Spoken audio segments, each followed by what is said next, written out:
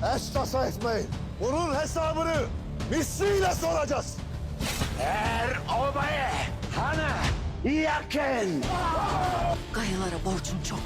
O vakit Bonca'dan önce Cerkutay'ı kambazdayız. Osman Bey'in her ettiğini haber verir. Teslim ol. Senin gibi de teslim olacağım ha. Canımı veririm daha iyi. Yürek ne için atar? Kurulus Osman series देखने और चाहने वालों को अस्सलाम वालेकुम। नाजरीन, क्या होलोवीरा के साथ साथ अब उरहान बे भी मंगोलों के कब्जे में जाने वाले हैं?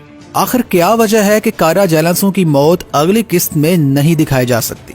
सादत खातून ने उलगन को थप्पड़ क्यों मारा और उलगन खातून ने सादत की किस बात से इनकार किया?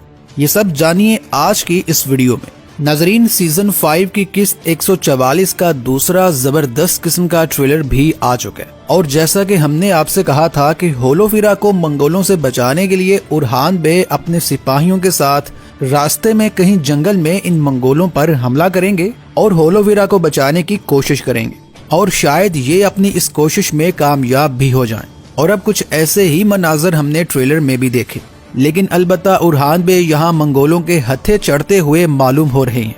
मुमकिन है कि यहाँ इनकी मदद के लिए उस्मान बे आ जाए, जबकि इस बात के भी चांस अपनी जगह मौजूद हैं कि जिस तरह उरहान बे को इन वहशी मंगोलों ने रस्सियों से जकड़ा हुआ है और होलोवीरा भी इनके कब्जे में परेशान खड़ी है, तो ये मंगोल अब इन दोनों को ही यरगमाल बनाकर अपने साथ ले जाएं और फिर इन दोनों के बदले में शहजादी मारिया का मुतालबा किया जाए।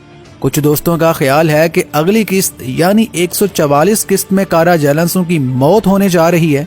तो दोस्तों, हमारे ख्याल में अभी कारा जैलांसों के किरदार को मजीद कुछ इकसात तक आगे ले जाया जाएगा और इसकी वजह यह है कि अब ये नया आने वाला मंगोल एक बहुत ताकतवर और अलखानी सल्तनत का नुमाइंदा है और अमीन चुबान का भतीजा है। लिहाजा जरूरी है कि इसके साथ मजीद कुछ बड़े कमांडर भी नजर आएं जो कि इसके खास खिदमत गुजार और वफादार हों।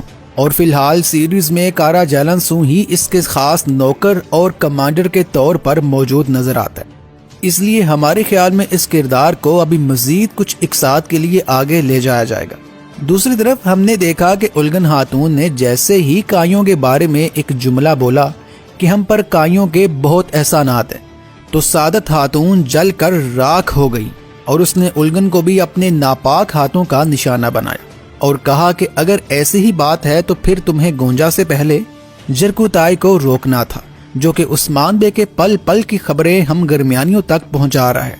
नाजरीन, इस सीन से ये बात भी वाज़ेह हो रही है कि सादत खातून जो है वो अब उलगन खातून से कोई बड़ा और बुरा काम करवाने जा रही है। इसीलिए तो उलगन ने ये कहा कि नहीं आंटी, काइयों के हम पे बहुत एहसानात हैं, यानी कि उसका कहना था कि हम पे काइयों के बहुत एहसानात हैं, मैं ये काम नहीं करने वाली, जिस पर सादत खातून ने उलगन को थप्पड़ मारा। तो दोस्तों, अब आप इससे बाखूबी अंदाजा लगा सकते हैं कि ये सादत खातून उलगन का इस्तेमाल करके अब एक नया खेल शुरू करने वाली है।